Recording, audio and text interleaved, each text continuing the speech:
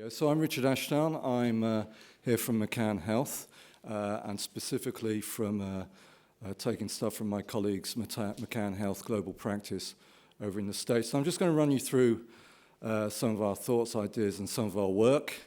So there's a couple of videos in here as well. So the topic's creativity, technology, and humanity, really, I suppose, because in McCann is a...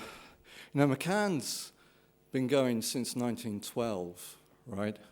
So it's a marketing advertising agency with disciplines within it, and myself and my colleague Sarah, we're from the health discipline within it. But we, as a consequence of, in a sense, formalized, or dare I say, institutionalized some of our practices, but at the heart of what we do, we talk about this. We talk about brands playing a meaningful role in people's lives. And you can see some of the elements of brand work there, and I'm going to show you a video of the Fearless Girl at the end, because I think it's actually really quite relevant with respect to empowerment and humanity, and to show in many ways how what might be a formative or nascent advertising idea can work and can have such reach and such importance and such impact. But McCann itself is... it's a bit of a beast, really. It's 24,000 plus people and over 100 companies and countries, rather. And we have a footprint that, our global footprint is a real global footprint. We have agency representation everywhere. And within this space, we have the global health practice. And the global health practice comes out of, and overlaps with the McCann Health marketing side in the thought that actually what we're trying to do in global health is think about, if marketing and advertising is about persuasion, then how can we persuade people? How can we work with people? How can we tell their stories in a way that resonates and actually affects a behavior change? And really, in health, we don't have 24,000, we've only got 1,900 health experts, but that's still pretty weighty. And within our business, we have a Global Scientific Council, and the Global Scientific Council acts as a kind of a brain trust where we talk with clients and we talk with partners and we look at some of the global challenges and we try to see how we as an agency can actually better inform, better respect, and better deal with change within the dynamic of the health community. And as you can see on the left and the right of the slide, we are the world's, spoiler, leading creative agency. Right? Shall I do that again? Ta-da! Maybe not. But it's informed by, in our world, it's informed by evidence and practice. And so for McCann Health, we think about science as an equal space to creativity and with strategy as well. Whereas in the advertising world, it's all about strategy and creativity. But in our world, it's about evidence and science as well. And we look at that interplay and we look at how that affects the communication that we're trying to deliver. And we use a methodology that we call truth to meaning, which is a scalable methodology, and most agencies will have various methodologies. Ours resonates with the truth word, because, as I said, been going since 1912, and McCann, their copy line is truth well told. Well, for us, we kind of think about that truth, and we think about what truth are we actually trying to convey? How is this meaningful? How is there a purpose? What is this communication about? And our methodology of truth to meaning is designed to provoke and challenge ourselves and our clients and our partners in delivering that change to their audience.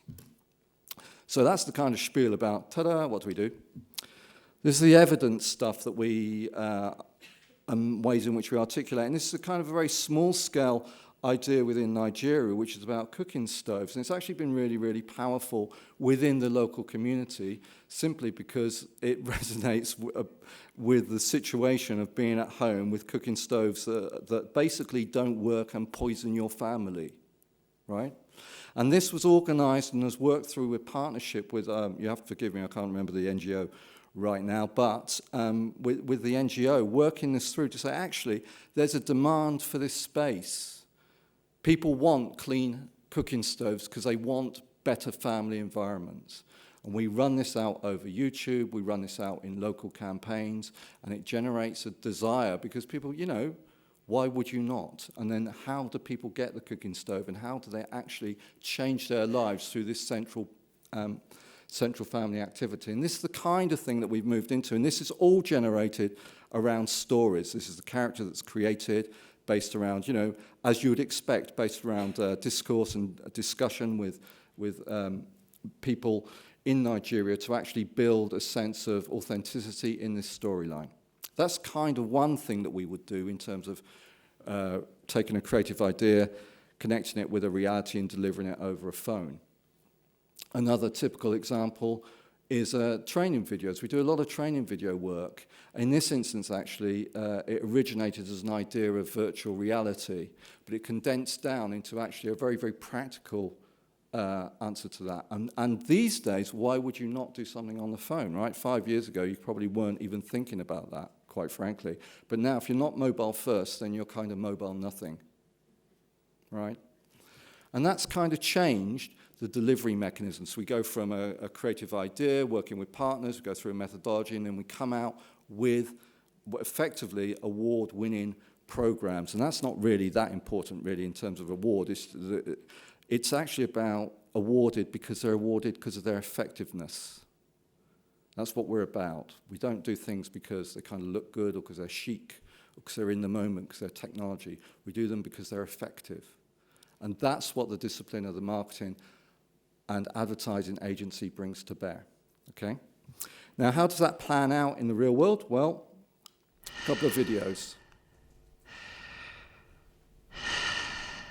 While 100 million adults in China are affected by COPD, less than 7% are properly diagnosed. Shortness of breath is commonly mistaken as a natural part of aging. So, to encourage early checkups, we turned a mobile phone into a self-testing tool. Introducing Breath of Life. Inspired by the traditional Chinese art form of blow painting, we collaborated with a well-known artist and a leading pulmonologist to create Breath of Life, a revolutionary new app for self-testing of COPD. Housed on WeChat, China's most popular mobile platform, the user simply picks a tree style and flower color. And when a deep breath is forcefully exhaled, an artistic blowing ink style tree grows. COPD is determined by the volume of breath blown in a second versus total volume. The microphone on the mobile records the sound of breath to produce a sound wave.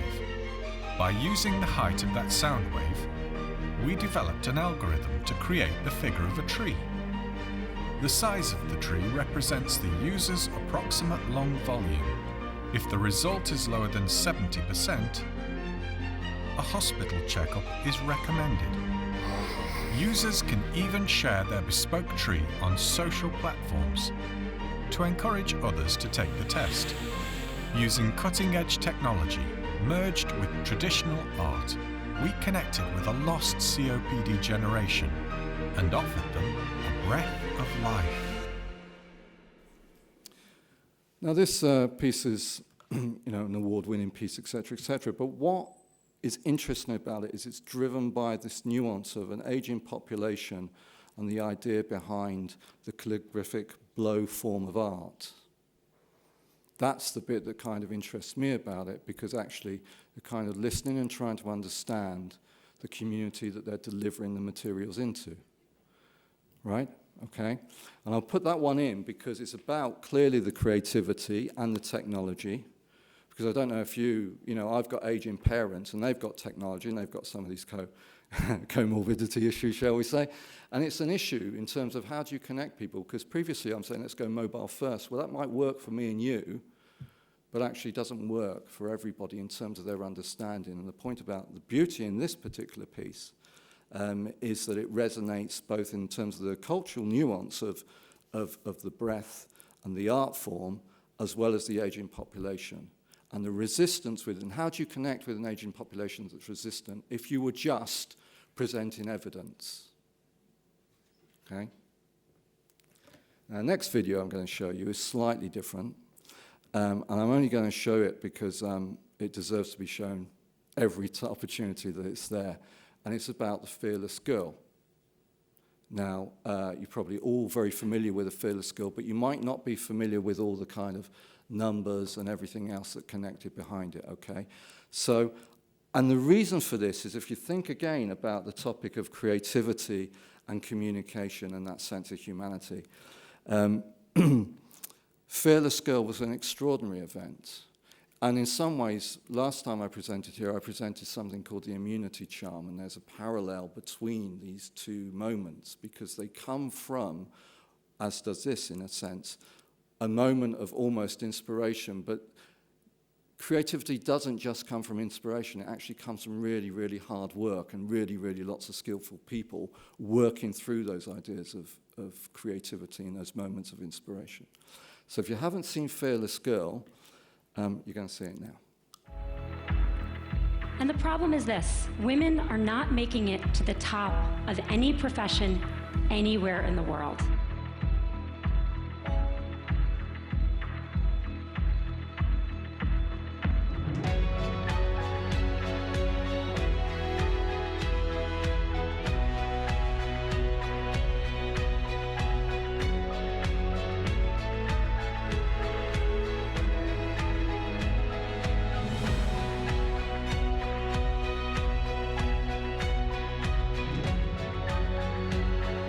Today is International Women's Day, and one Wall Street firm is marking the occasion by placing this statue, a little girl staring down the iconic charging bull.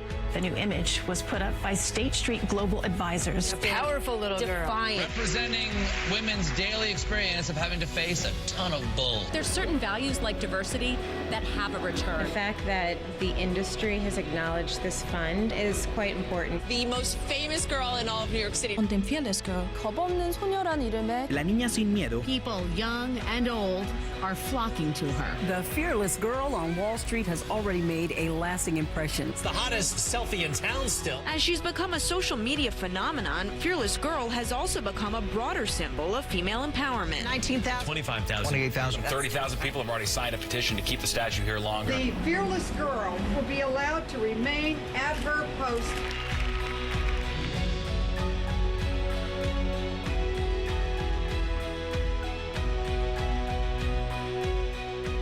This statue has crystallized this moment in history.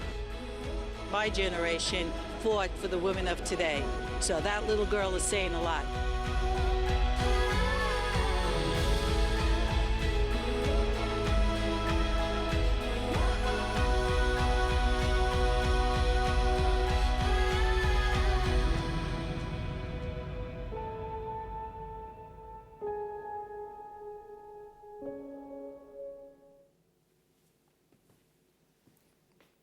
So, Fearless Girl, and you might say, well, isn't that a bit ironic because you've got a 50-plus bloke talking about Fearless Girl? Given I've only ever worked in the agency and I've always had female bosses, no, I'm not sure it's that ironic, actually. But Fearless Girl, for me, other than what it's about, I just think the beauty is also in the simplicity of the idea. And that is sometimes lost in our communications. Okay, so creativity isn't just about inspiration, it's about working that inspiration. It's about, for us, we formalize that inspiration through a process because we find that that gives us the best results. So all those awards we win come out as a consequence of that process. But the other aspect to it is about the beauty and the simplicity of the idea. Okay, I'll leave you with that. Thank you very much.